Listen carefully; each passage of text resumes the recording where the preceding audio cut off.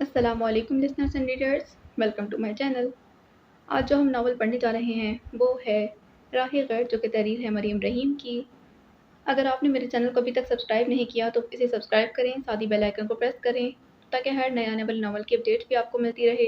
Video को like किया करें, साथ ही कमेंट में ज़रूर लिखकर बताया करें कि आपको किस टाइप के नावल्स पसंद हैं और आप किस तरह के मज़ीद नावल सुनना चाहते हैं, और साथ ही साथ आपको हालिया नावल कैसा लग रहा है।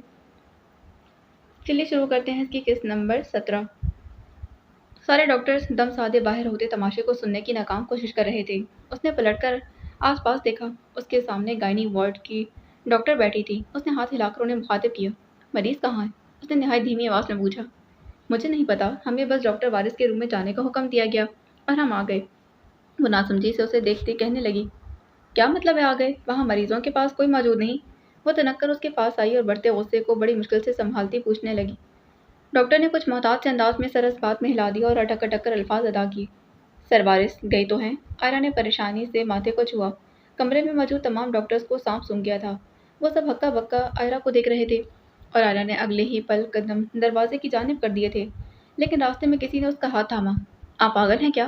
वो 25 साला डॉक्टर सना थी। आयरा पलटी और तेजी से अपने हाथ उसकी गिरफ्त से आज़ाद करवा लिया। अगर अपने मरीज की हिफाजत करना पागलपन है तो ठीक है, आपको जो समझना है समझें। ये तो हम सबका फ़र्ज़ है कि अपने मरीजों की हिफाजत करें। उनके ख़ानदान वाले इन्हें आपके और मेरे भरोसे छोड़ते हैं, क्योंकि हमें अल्लाह ताला ने उन्हें सेहतयाब करने की सलाहियत से नवाजा है, और आप उन्हें बेयारो मददगार छोड़कर यहाँ अपनी जानों की हिफाजत में बैठ गए हैं। बताएं क्या करेंगे ऐसी जान बचाकर, जब अपने मरीजों को मौत के मुंह में खुद धकेल कर आए। उसने सब पर एक और भरी निगाह डाली थी। कसम से खुद को आईने में देखने की भी हिम्मत नहीं होगी। वो पलटी और दरवाज़ा अबूर कर गई थी। अब कमरे में मौजूद किसी शख्स में हिम्मत नहीं थी कि उसे रोक पाए। फिर हल्के हल्के कुछ डॉक्टर्स अपने कोट पर गिरफ्त मजबूत करती आयरा के पीछे चली गई थी, और कुछ उन सबको पागल गिरदानती झुरझुरी लेकर वापस बैठ गई थी। और कुछ अजब नहीं कि दुनिया बेहिस्सों से भरी हुई है। उसने दरवाज़ा अबूर किया तो कमरे के बाहर राहदारी सुनसान थी। जहाँ वहाँ कोई नहीं था, अलबत्ता जा बजा दीवारों पर निशानात थे, जैसे किसी ने दीवारों पर डंडों से वार किया हो। वो थोड़ा आगे को आई तो राहदारियाँ शीशे के टुकड़ों से लबरेज थीं। वो मोहतात से कदम आगे बढ़ा रही थी कि अचानक अपने पीछे उसे कदमों की चाप महसूस हुई तो तेजी से पलटी थी, और अपने पीछे 3 डॉक्टर्स को देखकर उसकी जान में जान आई थी। अकेले निकलने से खौफ तो उसे आया था, लेकिन अब अपने इस कोट की खातिर कुछ भी कहकर वो तनहा निकल पड़ी थी। 5वीं डॉक्टर अब धीमी चाल चलते वार्ड के अगले दरवाजे की तक पहुंची। आयरा ने डोर नॉब घुमाकर अंदर झांका, जहां कोई नहीं था, सिर्फ परेशान हाल औरतें थीं। उसने सबको तेजी से अंदर आने का इशारा किया। वो सब जल्दी जल्दी उनके ड्रिप्स निकालने लगी थी। फिर आयरा ने एक डॉक्टर के कान में आहिस्ता से कहा, हम जिस रास्ते से आए हैं उसी रास्ते से इनको अपने साथ वापस लेकर जाओ। रास्ता ढूंढना मुश्किल है रास्ता ढूंढना मुश्किल है, इन्हें बहुत वक्त लगेगा। मैं दूसरे वार्ड्स में जाकर देख रही हूँ। कहती वो औरतों को बमुश्किल दरवाजे तक लाई थी। उनकी हालतें अबतर थीं। उनसे बमुश्किल ही चला जा रहा था। हल्के हल्के वो सब कतार की सूरत कमरे से निकल गईं, लेकिन तभी उसे दूसरी जानिब से शोर करीब तर होता महसूस हुआ। उसने आखिरी नज़र कमरे पर डाली। एक आखिरी मरीज को कमरे से निकालकर जो ही वो पलटी, वार्ड का दरवाज़ा धाड़ की आवाज़ से खुला था। वो जल्दी से पास लगी अलमारी के अंत में हो ली थी और अपने सामने लगी अलमारियों में इन सबको देखने लगी थी। वो लोग अगर गौर करते तो उन्हें बासानी दिख जाती। वो तादाद में 6-7 थे, किसी के हाथ में डंडे तो किसी के हाथ में पिस्तौल। आयरा ने सांस तक रोक ली, जिस्म हौले हौले कांप रहा था। इन लोगों ने खाली कमरे पर निगाह दौड़ाई, वहाँ कोई ना था। वो लोग जाने को पलटे, तभी उन्हें आयरा के सामने वाले अलमारी का अक्स दिख गया था। आयरा ने देखा वो इस औरत का शौहर था जो बाहर खड़ा शोर कर रहा था। उसकी आयरा पर नज़र पड़ी तो हल्का सा मुस्कुराया था। चलो यहाँ कोई नहीं, उसने बावाज़े बुलंद कहा तो वो सब नासमझी से उसे देखे गए। उसने नज़रों से आयरा की जानिब इशारा किया था, और इनमें से एक ने दरवाज़ा खोलकर तेज़ी से बंद किया। आयरा ने सांस लेने की बमुश्किल कोशिश की, पर बेसूर। कांपते हाथों के साथ कोट की जेब में मोबाइल तलाशा, वो वहाँ मौजूद था। उसने सारे जिस्म से इंसान इकट्ठा की थी। मुंह खोलकर लंबी सांस उतारी तो तेज़ी से अगवी दरवाजे से बाहर को भागी। यही है मेरे मासूम बच्चे की कातला, पकड़ो इसे, वो मुझे जिंदा चाहिए। वो लोग उसकी तरफ तेज़ी से भागे थे। वो राहदारियों में अंधाधुंध भागे जा रही थी। पीछे कदमों की आवाज़ तेज़ी से अपने करीब बढ़ती महसूस हुई। उसने एक जगह रुककर समझने की कोशिश की कि वो कहाँ खड़ी है। कदमों में लर्जिश अपनी इंतहा पर थी। उसके दिल की धड़कन तेज तर होती जा रही थी। उसे सांस ही नहीं आ रही थी। उसी लम्हे से शिद्दत से ताबिश का ख्याल आया था। उसने आसपास नज़र दौड़ाई थी। 4 मुख्तलिफ राहदारियों के वस्त में वो खड़ी थी। वो ग्राउंड फ्लोर पर थी। अगर अपनी दाएं जानिब जाए तो जीने के ऊपर जाकर वो ऑपरेशन थिएटर में जा सकती थी। उसने लड़खड़ाते कदमों का रुख उस जानिब मोड़ा پیچھے آتے قدموں کی آواز سماعت سے دور ہونے لگی۔ اس نے پیچھے مڑ کر دیکھنا مناسب نہ سمجھا اور بھاگتی گئی تھی۔ پھر راہداری کے اختتام پر کاؤنٹر تھا۔ اس کے دماغ سے محو ہو گیا کہ وہ ریسیپشن کاؤنٹر تھا، جس کے بالکل سامنے اسپتال کا داخلی دروازہ تھا۔ وہ تیزی سے زینے پھلانگتی اوپر کی جانب بڑھی تھی، لیکن کسی نے اسے دیکھ لیا تھا۔ وہ اوپر پہنچی تو سامنے ہی وہ راہداری کے آخری سرے پر آپریشن تھیٹر تھا۔ اس نے پلٹ کر دیکھا، کوئی نہیں تھا، مگر وہ بآسانی تیزی سے زینے پھلانگتے بھاری قدموں کو سن سکتی تھی۔ وہ پلٹی اور تیزی سے اس جانب بھاگنے لگی، پر افسوس کہ وہ لڑکھڑائی اور گر پڑی۔ اس نے بامشکل اٹھنا چاہا، پر پاؤں میں درد کی لہر اٹھی تھی۔ اس نے آنکھیں میچی اور پوری قوت سے ساتھ اٹھ کھڑی ہوئی۔ اسی لمحے کسی نے اسے بالوں سے جکڑا اور دیوار پر دے مارا تھا۔ اس کا سر دیوار سے لگا اور ماتھے سے خون کی لکیر بہنے لگی۔ سر میں درد کی ٹیسیں اٹھنے لگی تھیں۔ وہ سر تھامے پلٹی تو اس شخص نے واپس اسے بالوں سے جکڑا۔ وہ باپ تھا بچے کا، جو خون خوار نظریں لیے اسے مار دینے کی خواہش رکھتا تھا۔ تبھی اچانک ہی اس کی گرفت آئرہ کے بالوں پر ڈھیلی ہوئی اور وہ بے دم سا نیچے گرا تڑپنے لگا تھا۔ خون کے چھینٹے سفید مرمرے سے فرش پر پڑے۔ وہ بے یقین نظروں سے سامنے دیکھنے لگی۔ اس کا دماغ مفلوج ہوا تھا، آنکھیں پترا گئی تھیں، وجود ہلنے سے انکاری رہا، دل بند ہونے لگا تھا۔ کان سائیں سائیں کرنے لگے۔ وہ ایک دم زمین پر بیٹھتی چلی گئی، ہاتھوں میں کپ کپی تاری ہوئی۔ کسی نے اسے گولی مار دی تھی۔ آئرہ کو کسی چیز کا ہوش نہیں تھا۔ اسی پل کوئی سیاہ وردی پہنے اس کے قریب جھکا تھا اور اسے کندھوں سے جھنجھوڑا تھا۔ آئرہ، ادھر میری طرف دیکھو۔ تابش نے آئرہ کا چہرہ اپنی جانب کیا۔ آئرہ خالی خالی نظروں سے اس کے وجود کو دیکھے گئی، جو مچھلی کی مانند تڑپ رہا تھا۔ ماتھے سے بہتا خون چہرے پر پھیلنے لگا تھا۔ تابش نے جیب سے رومال نکال کر اس کے ماتھے کو زور سے دبایا اور اپنے ساتھ کھڑا کیا تھا۔ چلو میرے ساتھ نیچے۔ اس نے اسے اپنے ساتھ کھڑا کیا تھا۔ میں نے اسے نہیں۔ آئرہ تڑپتے وجود کو دیکھتے آنکھوں میں آنسو لیے گردن مسلسل نفی میں ہلاتے کہہ رہی تھی، میں نے مارا ہے اسے آئرہ، ہوش میں آؤ۔ تابش نے اسے دوبارہ جھنجھوڑا تھا۔ آئرہ کی آنکھیں اب کے بے یقینی سے پھیل گئیں۔ تم کسی کی جان لے سکتے ہو کہ کیسے؟ تابش کو جھٹکے سے پڑے ہٹاتی وہ اس پر دھاڑی تھی۔ تم کیسے انسانیت سے گر سکتے ہو؟ تو تم کیسے کسی کی جان اپنے ہاتھوں سے لے سکتے ہو؟ وہ چلاتے رونے لگی اور گلابی پڑتی آنکھوں سے بندوق کو دیکھے گئی جو تابش کے ہاتھ میں موجود تھی۔ وہ مزید رونے لگی۔ وہ بچوں کی طرح سر ہاتھوں میں دیے پھوٹ پھوٹ کر رونے لگی تھی۔ وہ اگلے کچھ لمحے اسے بے بسی سے دیکھے گیا، پھر قدم قدم چلتا اس تک آیا تھا، کیونکہ اگر میں اسے گولی نہ مارتا تو وہ تمہیں مار دیتا۔ آئرہ نے سر اٹھا کر اسے دیکھا، جو ہیزل آنکھیں لیے اسے بے چینی سے دیکھ رہا تھا، ایسی بے چینی جو آئرہ نے کبھی نہیں دیکھی تھی۔ نگاہیں آپس میں پیوست ہوئیں۔ پھر آئرہ کی نظر پستول تک گئی تھی۔ تابش نے بے اختیار ہاتھ پیچھے کیا، پھر آئرہ کی نظریں بے دم ہوتے وجود تک گئی اور تابش کچھ ایسے سامنے آ گیا کہ تڑپتا ہوا وجود اب کہیں پیچھے رہ گیا تھا۔ تبھی زینوں سے بھاری بوٹوں کی آواز سنائی دی تھی۔ پولیس اہلکار اوپر آ چکے تھے۔ اور کلیئر سر، حسن لاش کو دیکھتا بولا تھا۔ اسے بھی لے جاؤ۔ آئرہ پر گہری نظریں جماتے بلٹا تھا، کچھ ایسے کہ حسن آئرہ کو نہ دیکھ لے۔ میں کچھ دیر میں آتا ہوں۔ آئرہ نے بے اختیار ماتھے پر ہاتھ رکھا، خون مسلسل بہہ رہا تھا اور رومال کہیں دور پڑا تھا۔ تابش نے حسن کے پاؤں کے پاس پڑے رومال کو دیکھا، پھر کنکھیوں سے پیچھے دیکھنا چاہا، جو ماتھے پر ہاتھ رکھ کے آپریشن تھیٹر کی جانب مڑ گئی تھی۔ حسن نے محسوس کیا تھا کہ کوئی پیچھے ہے، پر دیکھ نہ پایا کون، کیونکہ تابش اسے نخوت سے گھور رہا تھا۔ پھر وہ آدمی کا معائنہ کرنے لگا اور تابش آپریشن تھیٹر تک آیا تھا۔ آئرہ پٹی سر پر لپیٹ رہی تھی۔ وہ بغور اسے دیکھے گیا۔ درد ہو رہا ہوگا؟ تابش کے سوال پر وہ عجیب نظروں سے اسے دیکھے گئی۔ سوری، ہو رہا ہوگا۔ آئرہ کے ہاتھ سے پٹی بند نہیں رہی تھی، تو وہ آگے بڑھا اور اس کے ہاتھ سے پکڑ کر پٹی صحیح سے اس کے سر پر باندھی تھی۔ شکریہ۔ وہ اٹھی تو آنکھوں کے آگے اندھیرا چھا گیا اور پوری دنیا اس کے سامنے گھومنے لگی تو واپس بیٹھ گئی۔ آرام سے، تابش نے بے اختیار اسے تھاما تھا۔ میں تمہیں گھر چھوڑ دوں؟ میری ڈیوٹی ہے، پھر یہاں میرا ہونا ضروری ہے۔ میں تمہیں گھر کسی اور کے ساتھ نہیں بھیج سکتا۔ وہ کچھ دیر تو جواب طلب نظروں سے دیکھے گیا، پھر اس کا ہاتھ تھامتا گیٹ تک لایا۔ دروازہ کھول کر باہر دیکھا، وہاں حسن اہلکاروں سمیت اس آدمی کو نیچے لے کر جا رہا تھا۔ جب وہ لوگ چلے گئے تو وہ احتیاط سے آئرہ کی کلائی تھامے اسے آپریشن تھیٹر سے باہر لایا۔ آئرہ کی نگاہوں میں خوف سمٹ آیا تھا۔ وہ مڑ کر اسے دیکھنے لگا۔ آئرہ، سب ٹھیک ہے؟ اس کے کہنے پر بھی آئرہ نے آنکھیں نہ کھولی۔ وہ شاید اس جگہ کو دیکھنے سے کترا رہی تھی۔ زینے اترنے کے بعد داخلی راہداری پوری خالی تھی، لیکن جلد ہی لوگوں نے یہاں جمع ہونا تھا۔ اس نے آس پاس نگاہ دوڑائی۔ دور سے ایک لیڈی اہلکار باہر کی طرف جاتی دکھائی دی تھی۔ اس نے سکون کا سانس بھرا۔ آمنہ، یہاں آئیں۔ آمنہ نامی اہلکار پھرتی سے اس تک آئی تھی۔ آپ انہیں میری گاڑی تک احتیاط کے ساتھ لے جائیں۔ آمنہ سر ہلاتی ہوئی اسے احتیاط سے تھامتی آگے بڑھی تھی اور تابش پھرتی سے حسن کو اطلاع کرنے کو بھاگا۔ اچانک سے اس پر بہت سی ذمہ داریاں آ گئی تھیں اور وہ ان سب کو نبھانے کی پوری کوشش کر رہا تھا۔ اس سے آئرہ کی حالت دیکھ کر دل میں عجیب ہلچل ہو رہی تھی۔ اور اس کے سامنے پہلی بار بکھری حالت کا شکار ہوئی تھی۔ اسے سمجھ نہ آیا کہ آئرہ کے ساتھ ایسا کیا ہوا جو اس سے اپنے اعصاب قابو کرنا اتنا دشوار ہو رہا تھا۔ سارے پر ایک نظر ڈال کر وہ اب جیپ کی جانب آیا تھا۔ جیپ میں آئرہ آنکھیں مودے بیٹھی تھی۔ اس کے سر میں درد کی جان لیوا ڈی سے اٹھ رہی تھی۔ تم ٹھیک تو ہو نا؟ تابش نے اسے مخاطب کیا تو اس نے بھاری ہوتی بلکہ اٹھا کر سامنے سڑک کو دیکھا اور نفی میں سر ہلا دی۔ تکلیف میں ہوں۔ آواز میں گہرا رنج تھا۔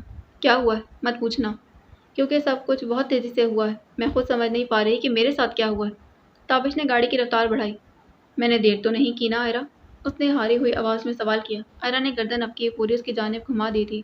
اسے دیکھے گئی۔ تابش نے موڑ کاٹتے اسے دیکھا جس کی پلکیں بار بار بند ہو رہی تھی۔ تمہارے مجھے اچھا لگنے کی ایک وجہ یہ بھی ہے۔ اس نے وقفہ لیا۔ تکلیف ہر گزرتے لمحے بڑھنے لگی کہ تم میرے معاملے میں کبھی دیر نہیں کرتے، ہمیشہ وقت پر آئے۔ تابش نے شمبے سے دیکھا جو اب آنکھیں کھولنے کی کوشش کر رہی تھی۔ میں کب سے؟ آئرہ کی آنکھیں مکمل بند ہونے لگی۔ تابش نے کندھے سے پکڑ کر اسے ہوش میں لانے کی کوشش کی مگر بے سود۔ آئرہ اٹھ کر بیٹھو۔ اور اگلے ہی لمحے غنودگی اس پر پوری طرح غالب آ چکی تھی۔ نیلے آسمان کے بے تحاشا گرج سے لمحے بھر کو دل رک جاتا تھا۔ اس کے ساتھ بھی کچھ ایسا ہی ہوا تھا جب وہ اپنے گھر کو تالا لگا کر پلٹی، پھر گاڑی کے پاس کھڑے حاشر پر نظر پڑی تھی۔ وہ آج کافی مختلف انداز میں اس کے روبرو آیا تھا۔ سفید رنگ کی شلوار قمیض پہنے، بالوں کو جل سے جمائے، وہ اسے دیکھتے ہی اپنی مسکراہٹ مخفی نہ رکھ پایا تھا۔ وہ بھی جو اب مسکرائی اور گاڑی تک آئی تھی۔ وہ بھی جواباً مسکرائی اور گاڑی تک آئی تھی۔ اس نے ہلکے جامنی رنگ کا جوڑا زیب تن کر رکھا تھا جس پر سفید چنری کا کام بھی کہیں کہیں نظر آ رہا تھا۔ ایسے موسم میں اب ڈر لگتا ہے مجھے۔ بادل ایک بار پھر گرجے تو وہ سہم کر جلدی سے گاڑی کے پاس پہنچتے ہی کہہ اٹھی تھی۔ جواباً وہ پھر مسکرایا۔ جو گرجتے ہیں وہ برستے نہیں، سنا تو ہوگا آپ نے؟ ابرو سکیڑے پوچھنے لگا تھا۔ ان کا کیا بھروسہ گرجنا بند کر کے برسنا شروع کر دیں۔ یہ بھی سن رکھا ہوگا پھر آپ نے؟ وہ اب گاڑی سے ٹیک لگائے کھڑی تھی۔ نہیں، یہ میں نے واقعی نہیں سنا۔ مجھے پورا محاورہ سنایا۔ وہ بھی گاڑی سے ٹیک لگا گیا تھا۔ بس یہی ہے شاید۔ اچھے لگ رہے ہیں آپ۔ وہ اس کی تیاری کو دیکھتے مسکرا کر گویا ہوئی۔ حاشر نے اسے دیکھا پھر مسکرا دیا۔ شکریہ۔ وہ نظریں فجر پر جمائے بولا اور فجر نے جھٹ سے اپنی نظریں موڑ لی تھیں۔ وہ اب سڑک کے کنارے بنی کیاریوں کو دیکھتے گویا ہوئی۔ میں ہی کیوں حاشر؟ وہ اسے دیکھ نہیں رہا تھا، پھر بھی جان گیا کہ اس کی آنکھوں میں نمی اترنے لگی۔ بس آپ فجر، اور کوئی بھی نہیں۔ حاشر اب تک اسے ہی تک رہا تھا۔ اس نے آنکھیں میچ لیں، آنسو گال سے بہتا جذب ہو گیا تھا، پھر چہرہ اس کی جانب کیا۔ آپ یہاں اس لیے تو نہیں آئے؟ اس نے حاشر کو اطمینان سے کھڑا دیکھ استفسار کیا۔ آپ بتائیں کس لیے آیا ہوں؟ آیا میں خود تو نہیں، اور وہ واقعتاً خود نہیں آیا تھا، بس فجر نے کہا آ جاؤ تو وہ آ گیا تھا۔ فجر نے سر پر ہاتھ مارا۔ میں نے آپ کو اسی لیے بلایا۔ چہرہ سپاٹ ہوا، انداز میں سنجیدگی درائی تھی۔ حاشر کو لگا وہ بھی کچھ بہت تلخ سا کہہ دے گی۔ میں نے سوچا ہے کہ میں سائرہ کو ان کے بچوں سے جدا نہ کروں، کیونکہ جب سے وہ دونوں دارالامان سے میرے پاس آئے ہیں کئی مرتبہ اپنی ماں کے متعلق پوچھ چکے ہیں۔ ان کی وہ ماں جو اس درجے کی حقدار بھی نہیں، جو انہیں تنہا ایسے ادارے کے حوالے کر گئی تھی جہاں میں محفوظ نہ رہ پائی، تو بچے کیسے رہتے؟ جو ہوا اس میں ان بچوں کا کوئی قصور نہیں، اور رانیہ بھی بہت چھوٹی ہے۔ اس کی زندگی میں اس کی ماں کا ہونا بہت ضروری ہے، یہ صرف میں سمجھ سکتی ہوں۔ تو میں نے فیصلہ کیا کہ میں بچے سائرہ کے حوالے کر دوں اور ہر مہینے جا کر ان کا حال احوال لیتی رہوں۔ کیا میں نے صحیح فیصلہ کیا ہے؟ وہ بات کے اختتام پر اسے سوالیہ نظروں سے دیکھے گئی۔ فجر آپ بہت مضبوط ہیں۔ اگر آپ کی جگہ میں ہوتا تو کبھی اس حوالے سے نہ سوچتا۔ مجھے آپ کے اس فیصلے سے بہت خوشی ہوئی ہے۔ آپ نے ایک درست فیصلہ کیا ہے۔ متاثر کھڑا وہ فجر کو ہنسنے پر مجبور کر گیا تھا۔ ہسپتال کی راہداری میں فجر حاشر کے ہمراہ آگے بڑھ رہی تھی جب کمرے کے باہر اسے دونوں تنہا بیٹھے نظر آئے تھے، سر جھکائے اداس۔ اتنی سی عمر میں اتنا کچھ سہ گئے تھے وہ دونوں۔ حاشر تیزی سے ان تک پہنچا تھا۔ تابش کہاں ہے بچوں؟ وہ نے گدگدی دیتا پوچھنے لگا۔ دونوں کھلکھلا اٹھے تھے۔ فجر رانیہ کے برابر بیٹھی اسے گود میں اٹھا گئی تھی۔ وہ پولیس انکل؟ ریان نے حاشر کو گدگدی دینے سے باز رکھتے پوچھا۔ ہاں وہی۔ حاشر بھی ریان کے برابر بیٹھ گیا اور فجر کو دیکھے گیا جو رانیہ کی پونی درست کر رہی تھی۔ وہ اب یہ بھی کہہ گئے ہیں کہ میں بھول گیا کہاں؟ وہ ذہن پر زور دینے لگا۔ ماما سے ملے؟ فجر نے ریان کو خود سے لگاتے کہا۔ جواباً وہ چہرہ جھکائے نفی میں سر ہلانے لگا۔ ابھی ملتے ہیں۔ فجر نے چہرہ اس کی جانب کیا جہاں سے تابش جوس اور چپس کے پیکٹ تھامے چلا آ رہا تھا۔ ان دونوں کو ایک ایک پیکٹ پکڑائے وہ حاشر کے برابر میں بیٹھ گیا۔ کیا ہم مل سکتے ہیں؟ تابش کو دیکھتے وہ پوچھ اٹھی تھی۔ جی آپ مل سکتی ہیں۔ اور وہ ان دونوں کو ساتھ لیے اندر آ گئی تھی۔ کمرے میں داخل ہوتے ہی اس نے مڑ کر ایک نظر حاشر کو دیکھا جو اسے ہی دیکھ رہا تھا۔ اس نے سر اس بات میں ہلا دیا۔ وہ دھیما سا مسکرا کر دروازہ اپنے پیچھے بند کر گئی۔ پردوں کے درمیان وہ ان دونوں کا ننھا ہاتھ تھامے آگے بڑھ رہی تھی۔ اسی پل ذہن کے پردوں پر منظر لہرایا تھا کہ کبھی وہ ایسے ہی رامز کا ہاتھ تھامے زندگی کے تلخ راستوں پر آگے بڑھ رہی ہوتی اور اس دنیا میں کبھی اس کا واحد سہارا ہوا کرتا تھا۔ منظر چھٹ گیا۔ اب وہ اس پردے کے آگے تھی جہاں سائرہ اپنے بچوں کی منتظر تھی۔ وہ پردے کو ہٹاتے اندر داخل ہوئی۔ سائرہ بچوں کو دیکھ کر چونک گئی۔ اس کی آنکھوں سے بے اختیار آنسو بہہ نکلے تھے۔ بچے اس کا ہاتھ تھامے کئی سوال کر رہے تھے۔ اس نے دونوں کو سائرہ کے پاس اس کے پاؤں کے پاس بٹھا دیا تھا اور خود وہ بے حس و حرکت کھڑی اس منظر میں رامز کو تلاش کر رہی تھی۔ کچھ ہی دیر بعد جب بچے خوب ماں کے ساتھ بات کر چکے تو سائرہ نے اسے مخاطب کیا۔ بہت شکریہ فجر۔ وہ ویسے کھڑی رہی۔ اس نے چہرہ موڑ کر سائرہ کو دیکھنا تک گوارا نہیں کیا تھا۔ مجھے معاف کر دو فجر، میں نے تم لوگوں کا بہت دل دکھایا۔ میں اگر سمیع کو نہ ورغلاتی تو آج سب ٹھیک ہوتا۔ وہ ہزار بار کہی بات دوبارہ کہنے لگی تھی۔ وہ روتے ساتھ بہت کچھ کہنا بھی چاہتی تھی لیکن فجر نے انہیں ہاتھ کے اشارے سے روکا۔ میں یہاں آپ کی کہانی سننے نہیں آئی سائرہ، میں یہاں آپ کو صرف یہ بتانے آئی ہوں کہ جو آپ کے شوہر نے میرے بچے کا قتل کیا ہے۔ دل میں کہیں وہ ابھی بھی رونا چاہتی تھی پر اسے مضبوط ہونا تھا رامز کے لیے۔ وہ میں آخری سانس تک معاف نہیں کروں گی اور میں اپنا معاملہ اپنے رب پر چھوڑ رہی ہوں۔ باقی رہی آپ کی بات تو معاف آپ کو بھی نہیں کر رہی، بس اپنے دل میں موجود رامز کی محبت کی خاطر ان بچوں کو آپ کے حوالے کر کے آخری موقع دے رہی ہوں۔ دل تو نہیں مانتا پر دے رہی ہوں۔ ہر مہینے ان کی خیریت طلب کرنے آؤں گی اور کسی بھی کوتاہی کی صورت میں انہیں واپس اپنے ساتھ لے جاؤں گی اور پھر یقیناً آپ ان کی شکل دیکھنے کو ترس جائیں گی۔ وہ اتنا کہتی پلٹ گئی تھی۔ آنسو جو اتنی دیر سے روکے تھے بہنے لگے۔ دوپٹہ ڈھلک کر سر سے نیچے گر گیا اور بال اڑ کر چہرے کے اطراف میں آنے لگے تھے۔ دروازہ کھولا تو سامنے بیٹھا وہ نشست سے اٹھ گیا تھا۔ حاشر قریب آیا تو فجر نے آنکھیں رگڑ کر صاف کیا اور دوپٹہ درست کیا تھا۔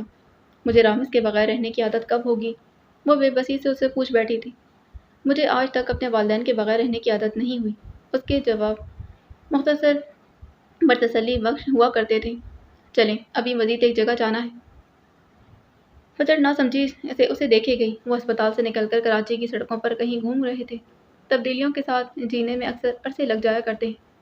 ایک ہفتے بعد زرد رنگ کی شلوار قمیض پر بال سلیقے سے باندھے وہ ماحول کی اداسی کو خود میں سمائے آگے بڑھ رہی تھی۔ آسمان پر اڑتے چرند پرند، زمین پر رہنے والے لوگ بھی اس اداسی میں شامل تھے یا پھر شاید وہ خود اداس تھی اسی لیے سب اسے پھیکا پھیکا سا لگ رہا تھا۔ اس دن کو وہ چاہ کر بھی بھلا نہیں پائی تھی۔ وہ منظر اس کے ذہن پر آج بھی ویسا ہی نقش تھا۔ وہ پرس کو کندھے سے لگائے اس گھر میں داخل ہوئی۔ پچھلا ایک ہفتہ اس کی زندگی کی اذیت ناک دنوں میں سے ایک تھا۔ اس نے ایک نظر سارے گھر پر ڈالی۔ سب کچھ ویسا ہی تھا پر جانے کیوں اتنا اداس لگ رہا تھا۔ اس کے سر میں اکثر درد کی ٹیسیں اٹھ جایا کرتی تھیں۔ وہ سوچوں میں مگن گھر میں داخل ہوئی جہاں وہ لاؤنج میں لگے صوفے پر براجمان تھا۔ اس کی نظریں موبائل پر جمی تھیں۔ آج اس کی چھٹی تھی اسی لیے وہ گھر کے کپڑوں میں تھا۔ آئرہ کچھ دیر خاموشی سے کھڑی رہی۔ وہ لفظوں کا چناؤ کرنے لگی۔ تابش کو کسی کی موجودگی کا علم ہوا تو موبائل سے نظر ہٹا کر اسے دیکھا۔ یکدم ہی چونکا۔ اسے آئرہ کو یوں اس گھر پر ہونے کی توقع ہرگز نہیں تھی۔ وہ چہرے پر نہ سمجھی لیے ایک ہی جست میں اس تک آیا تھا۔ اس نے دیکھا کہ آئرہ کی آنکھوں کے نیچے ہلکے آ گئے تھے۔ ایک ہی ہفتہ اس کی رنگت زردی مائل ہو گئی تھی۔ وہ کئی لمحے اسے ایسے ہی دیکھے گیا۔ آئرہ کی آنکھوں میں نمی ابھرنے لگی تو وہ سر جھکا گئی تھی۔ تم کہاں غائب ہو اتنے دن سے؟ میسج کا کوئی جواب نہیں دے رہی۔ آنکھوں میں سوال تھا۔ مصروف تھی۔ تابش کو کچھ غلط محسوس ہوا۔ آئرہ کے چہرے کے تاثرات بھی عجیب نظر آئے تھے۔ تم ٹھیک ہو؟ تمہارے سر کی چوٹ کیسی ہے؟ اسے گمان ہوا کہ وہ ٹھیک نہیں۔ آئرہ جواب میں خاموش رہی۔ تابش کے ذہن کے پردے پر وہی دن آ سمایا تھا۔ وہ سمجھ گیا کہ آئرہ آج بھی اسی دن کو لے کر پریشان ہے۔ اس سے قبل وہ کچھ کہتا معروف نمودار ہو۔ ارے شکر ہے تم خود آ گئی، میں تمہیں کال ہی کرنے والی تھی۔ انہوں نے اس کا ہاتھ تھاما اور صوفے کی طرف بڑھی تھی۔ دونوں کے بیچ تابش بنا کچھ بولے کھڑا رہا۔ وہ دونوں صوفے پر بیٹھی تھی۔ تم تھی کہاں اتنے دن؟ انہوں نے مصنوعی غصے سے اسے ڈانٹا تھا۔ اس دوران تابش سنگل صوفے پر بیٹھا اور آئرہ کے چہرے کو اتار چڑھاؤ برسنے لگا تھا۔ آئرہ نے پورا رخ کی جانب کر لیا تھا۔ اب تابش کو بس اس کی پشت نظر آ رہی تھی۔ تابش کے ماتھے پر لکیر ابھری تھی۔ بس آنٹی کچھ مصروفیات تھیں اسی لیے آ نہیں سکی۔ معروف نے سمجھ کر سر ہلا دیا۔ پھر وہ آئرہ کو اپنی روزمرہ کی روٹین کے بارے میں بتانے لگی جسے آئرہ غیر دماغی سے سننے لگی تھی۔ ارے دیکھو ذرا میرا دماغ، میں چولہے پر ہانڈی چڑھا کر آئی تھی، تم یہیں رکو میں آتی ہوں۔ وہ گھٹنے پر ہاتھ رکھے اٹھی تھی اور کچن کی جانب چلی۔ ارے چائے بھی لاتی ہوں۔ آئرہ پھیکا سا مسکرائی اور سر اس بات میں ہلا دیا۔ تابش اپنی جگہ سے اٹھ کر اسے کچھ فاصلے پر آ بیٹھا۔ مجھے تم ٹھیک نہیں لگ رہی۔ آئرہ نے اس کی طرف دیکھا۔ مجھے کیا ہونا ہے؟ لبوں پر وہی پھیکی مسکراہٹ سجائی تھی۔ تابش کچھ پل خاموشی سے اسے دیکھے گیا۔ تمہارا دماغ آج بھی وہیں اٹکا ہے نا؟ اس کے سوال پر آئرہ کے چہرے کی جوت ایک دم بجھی۔ ایک بار پھر وہ سب آنکھوں کے سامنے گزرا تھا۔ دیواریں رنگ بدلنے لگی، زرد سے پھیکی ہوئی اور پھیکی سے سفید۔ وہ خود کو اسی منظر میں محسوس کرنے لگی۔ ماتھے پر پسینے کی بوندیں ابھر آئی تھیں۔ بے دہانی میں نفی میں سر ہلانے لگی۔ وہ اس کی بدلتی حالت دیکھنے لگا۔ اس کے سامنے اس آدمی کی لاش ابھری تھی جسے تابش نے گولی ماری تھی۔ اس کی طبیعت غیر ہونے لگی، سانس رک رک کر آنے لگا تھا۔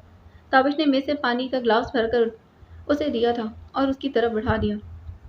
تابش نے میز سے پانی کا گلاس اٹھایا اور اس کی جانب بڑھا دیا تھا۔ آئرہ ہوش میں آئی اور پھٹی ہوئی آنکھوں سے اسے دیکھنے لگی۔ تم نے اس آدمی کو گولی کیوں ماری؟ تابش نظریں جھکا گیا تھا۔ وہ مرا نہیں آئرہ، میں نے بس ٹانگ پر گولی ماری تھی۔ اس کے کہنے پر آئرہ نے گہری سانس باہر کو خارج کی۔ کچھ دیر ویسے ہی خاموشی رہی، پھر ایک دم سے دونوں ہاتھ چہرے پر رکھ کر رونے لگی تھی۔ تابش نے اسے کھل کر رونے دیا۔ کافی رونے کے بعد وہ سنبھلی تھی۔ مجھے شروع سے بتاؤ کیا ہوا تھا؟ آئرہ نے گود میں رکھے پرس کے اندر سے ٹیشو پیپر نکال کر آنکھیں پوچھی تھی۔ اس دن میری کولیگ کا ایک ایمرجنسی کیس آیا تھا۔ بیبی پری میچور تھا اور اس کی ڈیتھ ہو گئی۔ ماہم میری کولیگ وہ کافی گھبرائی ہوئی تھی۔ اس نے کہا کہ میں پیشنٹ کے شوہر کو مطلع کر دوں۔ آنسو ایک بار پھر روانی سے بہنے لگے اور وہ انہی آنسوؤں کے درمیان ساری رات بتاتی چلی گئی۔ تابش کو اس کے رونے سے تکلیف ہوئی تھی، دل میں درد جاگا تھا۔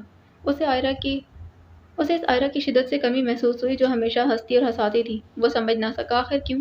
سر جھٹکا اور توجہ اس کی جانب مبذول کی تھی۔ اس آدمی نے میری بات سنی اور مجھے ہی قاتلہ قرار دے دیا۔ میں کیسے کسی کا قتل کر سکتی؟ پھر سروارس کے کمرے میں سارے ڈاکٹرز مریضوں کو تنہا چھوڑ کر آ گئے۔ ان کے خیال سے وہ اپنی جان بچا رہے تھے۔ تابش اگر میں اپنی جان کی خاطر انہیں تنہا چھوڑ دیتی اور انہیں کچھ بھی ہو جاتا تو میں ساری زندگی خود کو آئینے میں دیکھنے سے پرہیز کرتی۔ مجھے اپنے وجود سے گھن آتی اور عنقریب میں خود سے نفرت کرنے لگتی۔ میں کمرے سے نکلی تو ڈاکٹر نے بہت روکا۔ پھر میرے ساتھ مزید 3-4 ڈاکٹرز آ گئی تھی۔ ہم نے مریضوں کو بچایا۔ جب وہ سب چلی گئیں تو میں نے دوسرے وارڈ کو دیکھ لینے کا سوچا، پر دیر ہو گئی تھی۔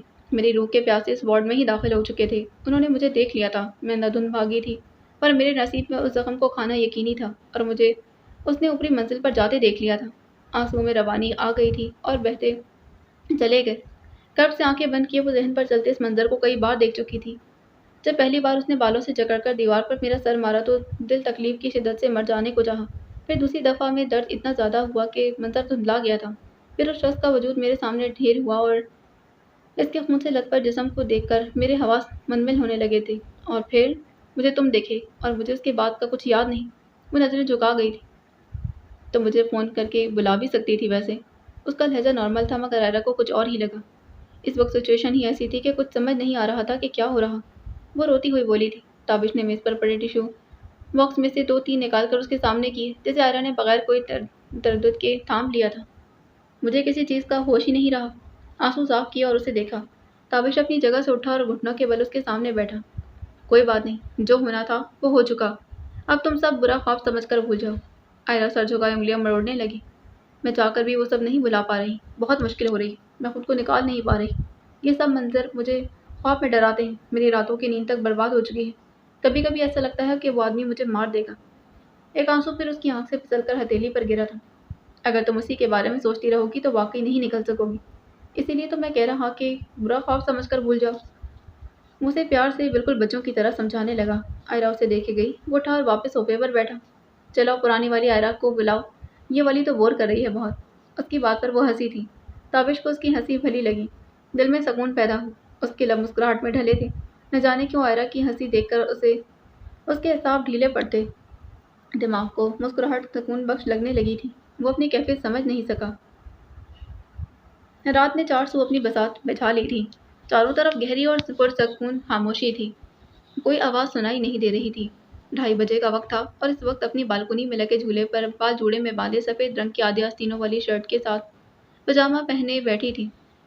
اس کی پرسوچ ہیزل گرین آنکھیں چمکتے چاند پر تھیں۔ وہ یہاں ہو کر بھی نہیں تھی۔ ذہن میں وہی کچھ دن پہلے والا منظر تابناکی سے گھوم رہا تھا۔ اسے تابش کا خود کے لیے پریشان ہونا اچھا لگا تھا۔ دل کی دھڑکنیں تیز ہو گئیں۔ لبوں پر مسکراہٹ طاری ہوئی۔ اب اس واقعے کو بھولنے لگی تھی۔ ہسپتال بھی جانے لگی تھی، پر اکثر وہ نیند سے اٹھ جاتی تھی۔ ڈر کر اسے اپنے آپ سے خوف آنے لگا تھا۔ آج میں بہت خوش ہوں، پتہ ہے کیوں؟ کچھ دیر کو وقفہ کیا، میز سے پانی کا مگ اٹھایا تھا اور لبوں سے لگا لیا۔ نظریں اب بھی چاند پر ٹکی تھی۔ कुछ घूंट भरे और फिर मग वापस जगह पर रखा। झूले से उठी और सीने पर हाथ बांधे छत की दीवार से टेक लगा लिया था। क्योंकि मैं जिससे मोहब्बत करती हूँ वो मेरे लिए फ़िक्रमंद हुआ। उसका यूँ खुद के लिए फ़िक्रमंद होना मुझे अच्छा लगा। वो अब मग पकड़े यहाँ वहाँ चक्कर काटने लगी थी। बल्कि अच्छा लफ्ज़ इस सारे वाक़ये में गैर अहम है। मुझे अच्छे लफ्ज़ से बढ़कर लगा था। मुझे ये भी पता चला कि कोई इंसान है तो सिर्फ मेरे लिए परेशान हुआ। वो रुकी और इल्तिजाई नज़रों से आसमान को देखा था। मुझे सबकी आदत नहीं है, प्लीज़ अल्लाह ताला तू अपना करम करना। अपने दिल की कैफियत अल्लाह ताला के सामने की और फिर झूले पर बैठकर आहिस्ता आहिस्ता झूलने लगी। उसी रात के मंजर की दूसरी तरफ जाते हैं तो वो अपने कमरे में अंधेरा किए बैठा था। रोशनी का जरिया बस एक चीज़ थी, उसका मोबाइल जिसमें वो गैलरी खोले न जाने क्या कर रहा था। अचानक एक तस्वीर उसकी नज़रों के सामने आई और इसी वक्त हर तरफ उदासी छा गई। जानना चाहेंगे कि उदासी की वजह कौन थी? इसकी वजह सफ़ा की तस्वीर थी जिसमें वो मुस्कुरा रही थी। एकदम वो सारी तकलीफ दे यादें एक बार फिर उसके सामने हुई थी। ये माज़ी भी न जाने अचानक क्यों सामने आ जाता है। काश ऐसा कभी ना हो, मगर जो अल्लाह को मंजूर। दिल और दिमाग के बीच सर्द जंग छिड़ गई थी। दिल सफ़ा के गुन गाए जा रहा था तो दिमाग उसकी मुखालिफत पर उकसा रहा था। दिमाग के हुक्म पर उसने लब्बैक कहा और फिर डिलीट के बटन को उंगली से छुआ था। तस्वीर अब हमेशा के लिए उसकी नज़रों से गायब हो चुकी थी। जब इंसान खुद छोड़ दे तो उसकी तस्वीर रख कर क्या करना। दिल उसे काफ़ी मिलामत करने लगा। उसने फरामोश करके आंखें मूंद ली और उसी वक्त आंखों के पर्दे के पीछे किसी और का चेहरा छा गया था। एकदम से आंखें खोली, वो हैरान हुआ। माथे पर पसीने की नन्ही बूंदें पैदा हुई। आयरा का चेहरा अचानक सामने क्यों आ गया था वो समझ नहीं सका। जब से वो गई थी तब से ही अजीब हालात चल रहे थे। न जाने क्यों उसके यूं रोने पर वो नई तकलीफ से आश्कार हुआ था। उसे कमरे में घुटन सी महसूस हुई थी। कुछ फैसला किया और फिर उसी वक्त कमरे से बाहर निकलकर खुले आसमान के नीचे आकर चांद को देखने लगा। आज उसकी चमक ही निराली थी। ये मुझे क्या हो रहा? आयरा क्यों बार बार मुझे याद आ रही? पहले माथे पर रखी फिर लब पर। नजरें अब भी चांद पर थी। उसे कुछ ख्याल गुजरा और फिर फौरन अमल भी किया। कमरे में वापस आया फिर पलंग पर पड़ा मोबाइल उठाकर आयरा का नंबर टाइप किया, मगर उसी वक्त वो मिटा भी दिया। रात के 2:45 होने को थे। यकीनन वो सो चुकी होगी। इसे क्या मालूम था वो चांद से बातें करने में मगन थी। पता होता तो क्या ही बात थी। शाम के 5 बजे का वक्त था। लोग अपने कामों में मसरूफ थे। सड़कों पर गाड़ियां सवारियों को बिठाई उनकी मंजिल की तरफ भाग भाग रही थी।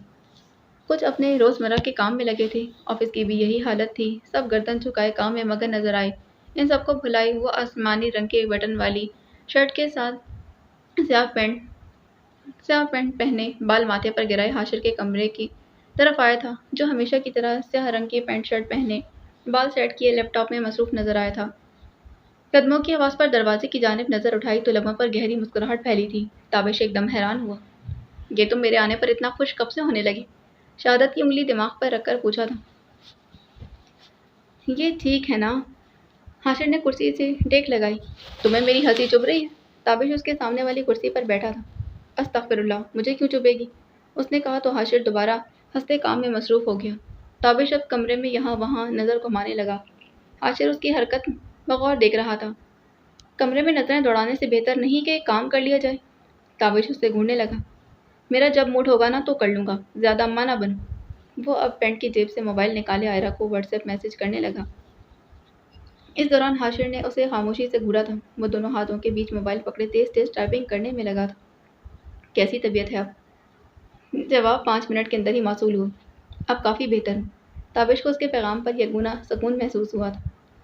उसे यूं ही पुलिस स्टेशन का मंजर याद आ गया था। तारीक कमरे के वस्त में छत से लटकी जर्द बत्ती की रोशनी उस पर पड़ रही थी।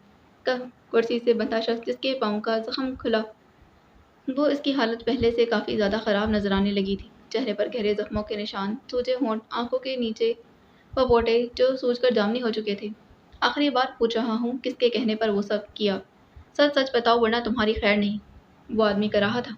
ताबिश ने सर हिलाया फिर एक जोरदार मुक्का उसकी नाक पर मारा जिससे खून रिस कर गिरने लगा। उसने जहन झटका था। तुमने चक्कर नहीं लगाया, दिन हो गए। ताबिश की ताबिश की टाइप करती उंगलियां अचानक लिख खुद ही ताबिश की टाइप करती उंगलियां अचानक खुद ही लिखने लगी थी, या फिर शायद वो आज इन्हें रोकने की जदोजहद नहीं कर रहा था। ताबिश के पैगाम पर आयरा ने मोहताज सी निगाह फजर पर डाली और गहरा मुस्कुराई थी। साथ बैठी फजर ने उससे पलट कर देखा। अभी कुछ दिन पहले तो आई थी। ताबिश सोफे पर बैठे लिखने लगा। हाँ आई तो थी, मगर क्या क्या है ना कि तुम्हें अम्मा याद कर रही थी।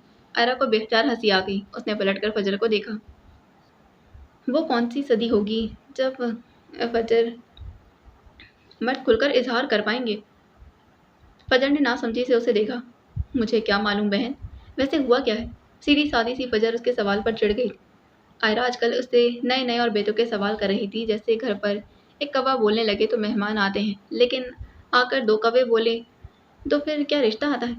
शादी पर लाल जोड़ा पहनकर इतराते कैसे हैं। और जब फजर बेजारी से उसे देखती तो फिर तुम्हारे लिए पूछ रही हूँ कहकर बेबात का शर्माने लगती थी। उसकी बात पर आयरा महसूस हुई थी। कुछ खास नहीं, बस एक दोस्त है, उसकी वजह से पूछ रही थी। फजर अब खासा चढ़ने लगी थी। भाड़ में जाओ, और अब एक और बेतुका सवाल किया ना फिर तुम्हें गोली मार दूंगी। फजर ने इंग्लिश से शहादत दिखाते कहा। गन भी होनी चाहिए गोली मारने की। वो इत्मीनान से मुस्कुरा कर कहने लगी। जीनों से गिरा दूंगी। फजर बिस्तर तकिया उठाती बोली थी। घर में जीने होने चाहिए धक्का देने को। वो अब के उसकी तरफ दांत निकालकर मासूमियत से देखने लगी। अच्छा बेटा। फजर तकिया उठाए उस तक आई थी। अब बचो मुझसे। और एक जोरदार हमला उसके सर पर किया था। आयरा बिस्तर पर गिरी, साथ ही उसने भी तकिया उठा लिया था। और ऐसा हुआ कि आगाज इन दोनों की जंग का, जिसका अंजाम न जाने अब कब होना था। आयरा के फोन पर मैसेजेस आने लगे और इंतजार की सूली पर लटकता ताबिश कुछ बेजार सा होकर सोफे पर तिरछा लेट गया था। अब छत आंखों के सामने थी। कुछ सोचते हुए बेख्तियार मुस्कान उसके लबों को छूने लगी थी। खैरियत है, मैं देख रहा हूँ कि तुम खुद ब खुद मुस्कुराने लगे। ताबिश छत को तकते हाशिर की बात पर बदमजा सा हुआ था। क्यों, क्या मुझ गरीब का हक नहीं है मुस्कुरा लूँ। तनक्कर कह उठा था। नहीं नहीं, गरीब इंसान मुस्कुरा ले। हाशिर उस पर लानत भेजता अपने काम की जाने मुतवज्जा हुआ। दुनिया की चहल पहल आज कदरे मुख्तलिफ थी। परिंदे अपनी परवाज़ पर पुरजोश थे, तो लोग अपने रिज़्क़ की तलाश में मारे मारे काम कर रहे थे। आसमान पर बादलों का बसेरा था, माहौल में हब्स था। इसी मुनासबत से वो पुलिस यूनिफॉर्म के बजाय गोल गले वाली स्याह शर्ट के साथ ही स्याह पैंट पहने आज पुलिस स्टेशन आ गया था। दाखिल होते ही पूरे कमरे का जायजा लिया। एक कोने पर दूसरा पुलिस एहलकार किसी को सामने बिठाए उसकी कथा सुन रहा था, तो दूसरे कोने पर हसन अपनी टेबल पर बैठा उसी फाइल की वर्गिरदानी कर रहा था जो कुछ ही अरसे पहले ताबिश ने दी थी।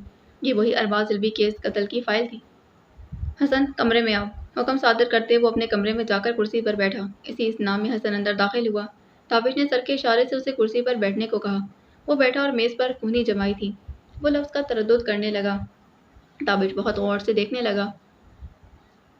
क्या पूछना है तब क्या पूछना होगा तब मुझे बताओगे।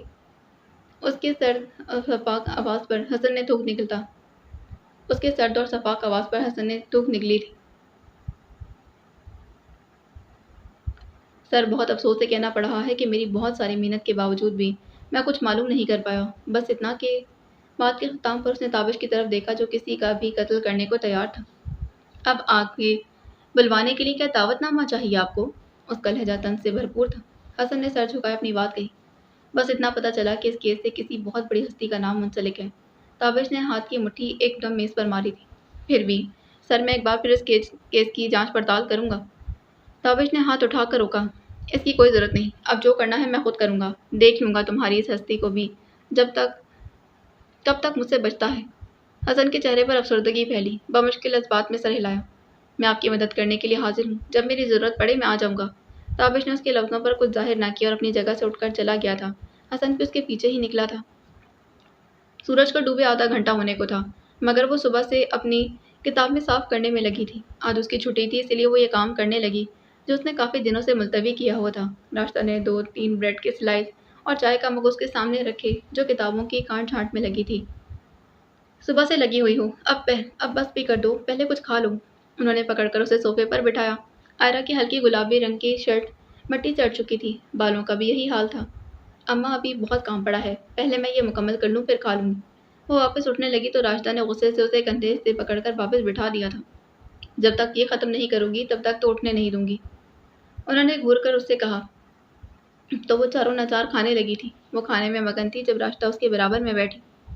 फजर से बात हुई तुम्हारी। आयरा ने हैरान को नज़रों से देखा। किस मुतल्लिक। वो ना समझी थी। राशिदा ने सर पर हाथ मारा और उसको फिर गुस्से से देखा। अरे भाई, शादी के मुतल्लिक कह रही। आयरा भी ना समझी थी। अम्मा जान, साफ साफ कहीं ना, वैसे मुझे समझ नहीं आ रहा। राशिदा का दिल किया अपना सर पीट लें। उसकी शादी की शॉपिंग के बारे में पूछना चाह रही। किसी चीज़ की ज़रूरत तो नहीं। آئرا نے آپ کے سمجھنے والے انداز میں سر ہلایا۔ نہیں اماں، سب کچھ ہو گیا ہے، وہ حاشر کے ساتھ گئی ہے شاپنگ کرنے۔ راشدہ ساری بات سن کے آخر میں حیران ہوئی۔ آج گئی ہے؟ ان کے پوچھنے پر آئرا نے اس بات میں سر ہلایا تھا۔ آپ یہ کتابیں دیکھیں۔ وہ ایک کتاب لیے مگن سی اس کی طرف بیٹھی ان کی طرف بیٹھی تھی۔ انہوں نے برا سا منہ بنایا۔ اس کی کہانی اتنی اچھی ہے کہ کیا بتاؤں؟ وہ مزید بولتی کہ انہوں نے ہاتھ کے اشارے سے روکا۔ صبح سے تم فضول کاموں میں لگی ہو، یہ نہ ہوا کہ کچن سنبھال لو۔ پر نہیں، منہ دیکھ ان کتابوں میں پڑی رہی۔ کھانا پکانے سے تو تمہارا واسطہ دور دور تک نہیں، بس کتابیں پڑھنے کے لیے دے دو۔ اور ذرا بیوی یہ بتاؤ کہ تم شادی نہیں کرو گی کیا؟ وہ منہ کھولے ہکا بکا انہیں دیکھنے لگی۔ جب شادی کرو گی تو شوہر کو کھانا یا پھر کتابیں بنا کر دینی ہے؟ بتانا ذرا مجھے۔ آئرا ویسے ہی منہ کھولے دیکھے گئی۔ اسے اپنی پسندیدہ لفظ پھوڑ سے نوازتی پیر پٹک کر وہ کچن کی جانب بڑھ گئی تھی۔ کچھ لمحے تو آئرا نہ سمجھی کے عالم میں کھڑی رہی، پھر کتاب اپنے سر پر ماری۔ انہیں سمجھ نہ آیا کہ بات کوئی بھی ہوتی گھوم پھر کر گھر کی رسوئی تک کیسے پہنچ جاتی تھی۔ سر جھٹکتی وہ واپس اپنی کتابوں کے پاس آ گئی۔ اب وہ ایک ایک کتاب کو کھول کر دیکھنے لگی۔ اس کی عادت تھی وہ ہمیشہ پہلے صفحے پر اس دن کی تاریخ لکھتی جب وہ پڑھنے لگتی تھی، اور پھر وہ تاریخ بھی لکھتی جب اس نے کتاب کو اختتام کیا ہو۔ اور اسی وقت اس نے دوسری کتاب اٹھا لی تو سب سے پہلے صفحے پر ایک سطر پر نظر پڑی تھی۔ اس نے تب لکھی تھی جب اس کا دل بہت افسردہ رہنے لگا تھا۔ اس نے لفظوں پر ہاتھ پھیرتے انہیں پڑھا۔ امی کیا جانے، جب آپ کی زندگی میں بہت ساری تلخیاں آ جائیں نا، تب یہ کتابیں ہی ہوتی ہیں جو آپ کی گہری دوست بنتی ہیں۔ بند کر کے کتاب کو سینے سے لگایا اور بچوں کی طرح پیار کرنے لگی۔ کوئی اگر اسے دیکھ لیتا تو پاگل ہی سمجھ لیتا۔ کونے پر پڑی نئی کتابوں کو دیکھا، پھر ان کے لیے جگہ بنانے لگی تھی۔ ایک تو یہ چلچلاتی گرمی، اوپر سے شادی کی تیاری۔ فجر اب کافی حد تک بیزار ہو چکی تھی۔ بازاروں میں پھر پھر کر دونوں تھک چکے تھے۔ اس بوتیک میں چلتے ہیں نا، یہاں تو کچھ مل ہی جائے گا۔ سوالی نظروں سے اسے دیکھا تو فجر اس بات میں سر ہلاتی اندر داخل ہو گئی۔ یہ ایک مشہور برانڈ کا بوتیک تھا۔ فجر نے دکان کا جائزہ لیا۔ ستاروں اور زری کے بھاری کام والے جوڑے دکان کی شان بڑھا رہے تھے۔ دونوں کچھ آگے بڑھے تو فجر کو گوٹے اور مکیش کے کام والا سفید فراق بہت حسین لگا تھا۔ وہاں کھڑی ایک لڑکی نے فجر کو اس جوڑے کو نکال کر دکھایا۔ اس نے دوپٹہ سر پر جما کر خود کو آئینے میں دیکھا۔ دوپٹے میں چربوٹی کا کام تھا اور کناروں پر کرن نے اسے اور نکھار بخش دی تھی۔ وہ اپنا سراپا آئینے میں دیکھنے لگی، تبھی عقب سے حاشر کی آواز سنائی دی۔ یہ بہت حسین ہے۔ فجر نے مڑ کر دیکھا تو اسی فراق کے بارے میں یہاں کے اونر سے بات کر رہا تھا۔ کچھ ہی پل گزرے وہ باہر نکلے تو حاشر کے ہاتھ میں اس دکان کا بیگ تھا۔ دونوں کا رخ باہر کی طرف تھا۔ حاشر چلتے چلتے بولا، میں آپ کو اپنے ننھے دوستوں سے ملوانا چاہتا ہوں۔ فجر حیرانی سے دیکھنے لگی۔ ننھے دوست؟ حاشر سر جھکائے مسکرا دی۔ وہ ننھے دوست جن کا اس دنیا میں کوئی نہیں۔ فجر کے دل میں اس کے لیے مزید احترام پیدا ہوا۔ میں ضرور ملنا چاہوں گی۔ لفظوں سے خوشی کیسے ملتی ہے، کوئی حاشر سے پوچھتا تو وہ اپنی کیفیت آسانی سے بتا سکتا تھا۔ آدھے گھنٹے کی ڈرائیو کے بعد دونوں وہاں پہنچے تو بچے ان کے استقبال میں ہاتھوں میں پھول کی پتیاں لیے کھڑے تھے۔ ارے اس کی کیا ضرورت تھی؟ حاشر نے باری باری دو حصوں میں بٹ کر کھڑے بچوں سے کہا تھا۔ یہ سب آپ کے لیے ہے کیونکہ آپ کافی وقت بعد آئے ہیں، بچوں کے کیئر ٹیکر نے کہا۔ حاشر مسکرایا، پھر اپنے ساتھ کھڑی فجر کو آگے بڑھنے کا حکم دیا۔ دونوں کے قدم بڑھاتے ہی بچوں نے ان کے اوپر پتیاں نچھاور کرنی شروع کر دیں۔ ان کے چہروں پر جوش و خروش تھا۔ وہ لوگ اندر آئے۔ حاشر گھٹنے کے بل بیٹھا تو سارے بچے حاشر سے لپٹنے لگے تھے۔ وہ باری باری ہر بچے کو پیار کرنے لگا۔ اس منظر کو دیکھ فجر خوش ہو گئی تھی۔ اسے حاشر اس وقت دنیا کا سب سے خوبصورت دل کا مالک لگا تھا۔ وہ یک ٹک بس اسے دیکھنے میں مگن تھی۔ آنکھوں میں اس کے لیے کچھ خاص پیدا ہوا تھا۔ بچے حاشر کو کھینچ کر گھاس والی جگہ پر لے آئے تھے جہاں انہوں نے اپنے کھلونے پھیلا رکھے تھے۔ حاشر مکمل توجہ سے سب دیکھنے لگا، جیسے اسے زیادہ ضروری کچھ بھی نہ ہو۔ اسے اپنے اوپر کسی کی نظریں محسوس ہو رہی تھی۔ وہ دل ہی دل میں مسکرایا۔ بچے اپنا کام کر چکے تھے تو سب اسے درمیان میں کھڑا کیے کوئی گیت گانے لگے۔ ان کے چہروں پر برسوں بعد خوشی دیکھنے کو ملی تھی۔ حاشر جھک کر احمد سے مخاطب ہوا۔ حاشر نے اس کو خود کی طرف دیکھتا پا کر ایک بچے کے کان میں کچھ کہا تو بچہ فجر کی طرف آیا اور ہاتھ پکڑ کر اسے حاشر کی طرف لے جانے لگا۔ فجر بھی خوشی سے اس جانب بڑھی تھی۔ وہ بچہ اب حاشر کے ساتھ کھڑا ہو چکا تھا۔ اب سارے بچے ان دونوں کے گرد ایک بار پھر گول چکر کاٹنے لگے۔ حاشر نے ساتھ کھڑی فجر کو دیکھا تو وہ ہنستے ہوئے ان بچوں کو ہی دیکھ رہی تھی۔ اسے اس ہنسی میں اپنا دل ڈوبتا محسوس ہوا تھا۔ وہ دل ہی دل میں اس ہنسی کو برقرار رکھنے کی دعا کرنے لگا۔ فجر نے اس کی جانب دیکھا تو دونوں کی نظروں کا تبادلہ ہوا۔ دونوں کے لب بے اختیار مسکراہٹ میں ڈھلے تھے۔ ماحول میں चार सौ वक़ा फैली थी। कानों के पर्दे लड़कियों के रोने की आवाज़ से फटने को थे, मगर एक वो थी जिसे सबकी आदत हो चुकी थी, या शायद ये आवाज़ों से लुत्फ़ देने लगी थी। वो आज भी स्याह गौथे कोट पहने, चेहरे पर मास्क लगाए, अपने सामने कागज़ फैलाए काम में मगन मसरूफ़ नज़र आई थी। उसी पल सिराज सफ़ेद शलवार कमीज़ और हाथ में महंगी घड़ी पहने आकर उसके सामने बैठे। फॉक्सी अब भी अपने काम में मसरूफ़ रही, जैसे उससे आने वाले से कोई सरोकार ना हो। उन्होंने गला खंकारा। बेख्तियार ही पिछली मुलाकात याद आने पर झुंझुली ली थी और कमीज़ की जेब से एक मुड़ा हुआ कागज़ निकालकर उसके सामने पटकने की सूरत फेंका था। वो भी सर्द नज़रों से देखे गई। सिराज ने तन्ने जबड़े लिए इस कागज़ पर सरसरी सी निगाह डाली थी। ये तुम्हारी माँ की अमानत थी मेरे पास। फॉक्सी को सुनने में दुश्वारी हुई। वहाँ की छोटी किए देखे गई। सिराज ने उसकी तस्दीक की थी। हाँ, ये तुम्हारी माँ ने ही लिखा था। मास्क के पीछे फॉक्सी के लब बाग हुए। अब भी वो यकीन नहीं कर पा रही थी। आहिस्तगी से हाथ उसकी जाने बढ़ाया। बेख्तियार उसने दुआ की वक्त यहीं थम जाए। जाने क्यों सब उसे झूठ लगा था। कपकपी तारी हुई। सिराज ये देखकर महसूस हुए थे। उसने वो कागज़ थाम तो लिया, मगर खोलने की हिम्मत नहीं कर पाई। आंखें शिद्दत जज्बात से गुलाबी हुई। काफ़ी हिम्मत मुजतमा करते उसने वो कागज़ खोल ही लिया था। आंखें फैली। वो इस अंदाज को पहचानती थी। हाँ, ये उसी की माँ की लिखाई थी। उसी लिखाई को वो 1000 बार पहचान सकती थी। दिल बंद होने के दर पर था। मेरी बेटी, मेरी प्यारी बेटी, ये ख़त तुम्हें तब मिलेगा जब मैं तुम्हारे पास ना होंगी। पर मैं अभी से इस बात से वाकिफ़ हूँ कि तुम्हें इस ख़त की बहुत ज़रूरत होगी। पर मैं तुम्हें क्यों लिख रही जानती हूँ, क्योंकि कुछ राज हैं जो मेरे जाने के बाद तुम पर अफ़शा होंगे। बस ये ख़त होगा जो तुम्हें अंधेरों में गिरने से रोक लेगा। बेटी, तुम्हारे बाप का कारोबार बहुत बुरा है।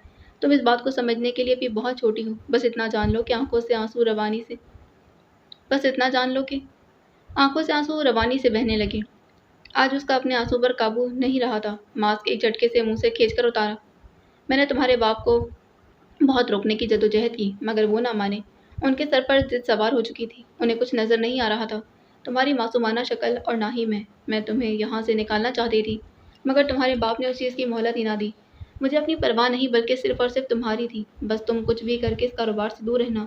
जो कर सको करना, मगर अगर तुम भाग कर खुद को बचा सकती हो तो भाग जाना। मेरे बिस्तर के नीचे तुम्हारा बैग तैयार रखा है। इसमें कुछ दिन का सामान है। तब तक खाने का बंदोबस्त कर लेना। मुझे कोई भरोसा नहीं इस इंसान पर, मगर तुम खुद को इस अंधेरी खाई में हरगिज़ ना गिरने देना, क्योंकि वहाँ बढ़ाया हुआ एक भी कदम असल दुनिया से गाफिल कर देगा। इंसान होने और इंसानियत के जज्बे रखने में फ़र्क होता है। इस फ़र्क को समझना और हमेशा याद रखना। लम्हों में लोग इस फ़र्क को भूल जाते हैं, पर तुम इस बात का ख्याल रखना। नज़र कागज़ के बिल्कुल कोने पर लिखे नाम पर पड़ी थी। उसी वक्त कागज़ छूटकर गिरा था। वो जामिद नज़रों से देखने लगी। कुछ पल खामोशी छाई रही। उसने आंखें बंद की तो वही मंजर सामने आ गया था जब उसकी माँ ने आखिरी बार उसका साथ दिया था। अब ये मंजर कुछ इस तरह का था कि 16 साल की लड़की दरवाजे के बाहर छुपकर कमरे के अंदर से सुनाई देती आवाज़ को सुन रही थी। उसकी आंखों से आंसू रवानी के साथ बह रहे थे। उसकी सारी तवज्जो अंदर होने वाली गुफ्तगू की जानिब थी। तुम सुन लो मेरी बात कान खोलकर साजिदा। अगर तुमने उसे उल्टा समझा अगर तुमने उसे कुछ उल्टा सीधा बताने की कोशिश की तो तुम्हारे लिए अच्छा नहीं होगा, समझी तुम? अंदर से किसी मर्द की आवाज़ गूंजी थी। इस आवाज़ को सुनते ही उसे डर महसूस हुआ। आप भी सुन लें फिर। अगर मेरी बेटी को आपने नुकसान पहुंचाया या उसे किसी तकलीफ का सामना हुआ तो आपके लिए भी अच्छा नहीं होगा। उसने उंगली उठाकर धमकी दी अपने शौहर को, और अब की बार उसकी आवाज़ ज़्यादा थी। दरवाजे के पीछे खड़ी लड़की ने दहल कर अपना हाथ दिल पर रखा। उसे अपना दिल बंद होता महसूस हुआ था। कामिल ने एक पल को उस औरत को उठी हुई उंगली को देखा और फिर एक ठंडी सांस भरी और उसे आखिरी बार समझाने की कोशिश की। तुम समझ क्यों नहीं रही मेरी बात? देखो, तुम हमारी बेटी के मुस्तकबिल के बारे में सोचो। कुछ अकल लड़ाओ अपनी। वो इस सब में शामिल होगी तो उसके लिए बहुत अच्छा साबित होगा ही। साजदा ने एकदम अपने शौहर की बात बीच में काट दी थी। मुझे कुछ नहीं समझना, समझे आप? मेरी मासूम सी बेटी, इसके मुस्तकबिल को दाव पर मत लगाएं। आपको खुदा का वास्ता है। साजदा ने अपने दोनों हाथ जोड़कर उनके सामने किए। उसने कामिल बख्तियार की मिन्नत की थी। तुम कमअकल औरत! एक धाड़ सी गूंजी थी पूरे कमरे में। भाई रब्बो अपने दिल पर हाथ रखे ज़मीन पर बैठती चली गई। उसकी आंखों से आंसू मुतवातर जारी थे। मैं कमअकल जाहिल भी हूँ, लेकिन एक माँ भी हूँ, और कोई माँ नहीं चाहेगी कि उसका बच्चा एक अंधे कुएं में गिर जाए। कामिल को इसकी बात पर तहश आया था। लगता है तुम ऐसे नहीं मानूंगी। क्या कहती हो, तुम्हें मार दूँ? फिर तो ले जा सकता हूँ ना मैं उसको। उसके चेहरे पर अब एक शैतानी मुस्कुराहट रकम थी और आंखों में वाज़ेह खून नजर आया था। तुम में अभी तक इतनी हिम्मत पैदा नहीं हुई कि तुम मुझे धमका सको। तुमने मेरे ऊपर उंगली उठाई। इस आदमी ने पलंग की साइड से ने झुककर एक गुलदान उठाया और उसे हवा में ऊंचा किया। एक नज़र गुलदान को देखा, फिर अपने सामने खड़ी बीवी को जो अब डर रही थी। देखो कामिल, इसे नीचे रख दो, हम तहम्मुल से बात करते हैं ना। वो घबराहट में अब न जाने क्यों उसकी मिन्नत कर रही थी जो अपनी बेटी के लिए लड़ रही थी। कामिल ने उसकी बात पर बिल्कुल कान ना धरे और उसी पल सर का निशाना बनाते गुलदान मार डाला था।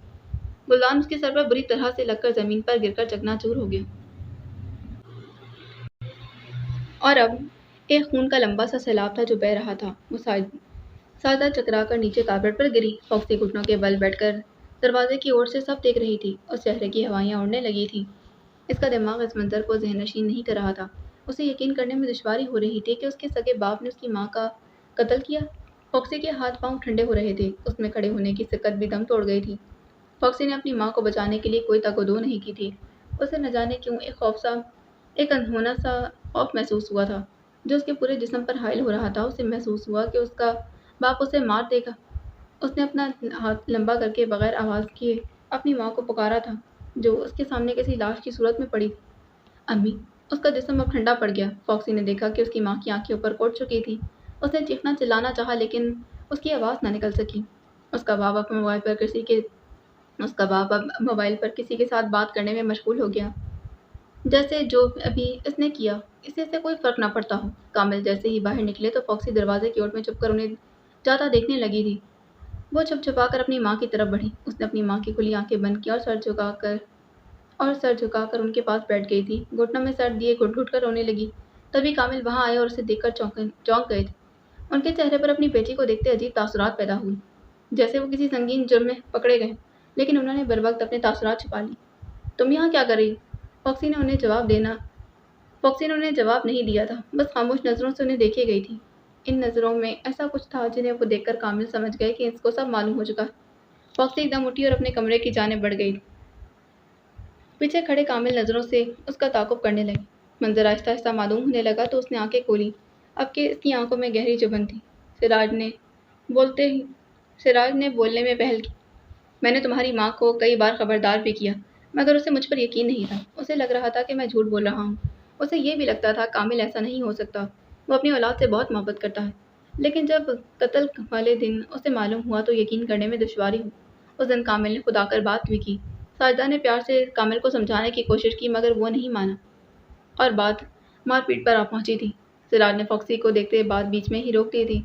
वो उसकी हालत से लुत्फ़अंदोज़ हो रहे थे। फॉक्सी ने गुस्सा कम करने की कोशिश की मगर वो था कि बढ़ता ही जा रहा था। उसने हाथ की मुट्ठी बनाकर खींची। वो अब भी सामने ही देख रही थी, दूसरा हाथ चाकू की तरफ बढ़ा जो मेज़ पर रखा था। सिराज ने अपनी बात आगे बढ़ाई और फिर काफ़ी सारी बहस मबाहिस के बाद कामिल ने साजिदा का कत्ल कर दिया। एक बार फिर खामोशी ने पहरा जमाया था। फॉक्सी झटके से उठी और इसी पल सिराज की आवाज़ ने रोका। मैं जानता था जब ये सब हुआ तुम उस वक्त वहाँ थी। तुमने वो सब ज़रूर देखा होगा। मैं बस इतना कहना चाहता हूँ कि अब तुम्हें अपना बदला लेना चाहिए। फॉक्सी ने उसकी बात पर कोई रद्दअमल नहीं दिया और चाकू पकड़े वहां से निकल गई थी। उसके जाते ही सिराज के लबों पर गहरी फातिहाना मुस्कुराहट थी। आज उनकी जीत पक्की थी। वो अपना बसात खेल चुके थे। अब फॉक्सी का अमल देखना था। जेब से मोबाइल निकाला और हादी का नंबर मिलाते फ़ोन कान पर रखा। कुछ घंटियों के बाद फ़ोन उठा लिया गया। तुम्हें तुम्हारा तख्ता और मुझे मेरी जीत मुबारक। हादी जो सोफे पर बैठा था एकदम उठकर बैठा। उसकी आंखों में भी फतह की चमक आ गई थी।